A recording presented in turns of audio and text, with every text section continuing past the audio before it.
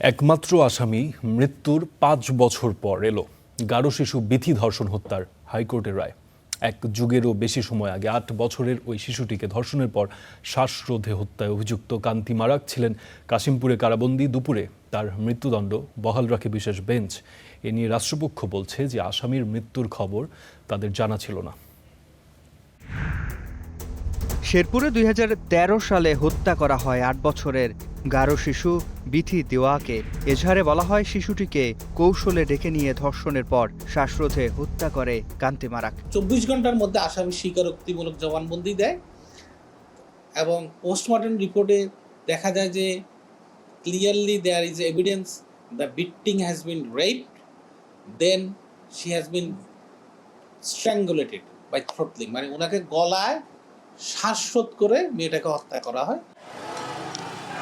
২০১৯ সালে কান্তিকে মৃত্যুদণ্ড দেন নারী ও শিশু নির্যাতন দমন ট্রাইব্যুনাল।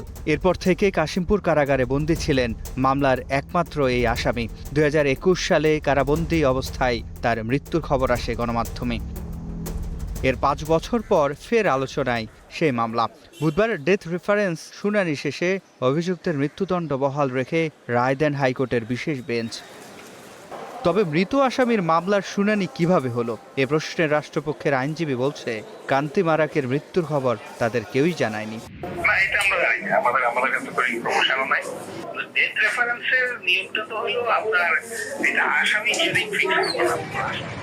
বিচারিক আদালত সহ অন্য দপ্তরে মৃত্যুর সংবাদের চিঠি দেওয়া হলেও হাইকোর্টকে চিঠি পাঠানো হয়নি বলে জানান কাশিমপুর হাই সিকিউরিটি কারাগারের সিনিয়র জেল সুপার।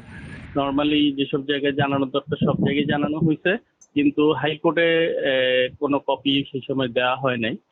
এখন কেন দেওয়া হয় নাই এটার আসলে কারণটা হয়তো আমার সংশ্লিষ্ট কর্তৃপক্ষ, তখনকার কর্তৃপক্ষই ভালো বলতে পারবে। আইন অনুযায়ী মামলায় অভিযুক্ত কারো মৃত্যু হলে তার বিরুদ্ধে ফৌজদারি কার্যক্রম চালানো যায় না। সিফাত শাহরিয়ার, স্টার নিউজ, ঢাকা।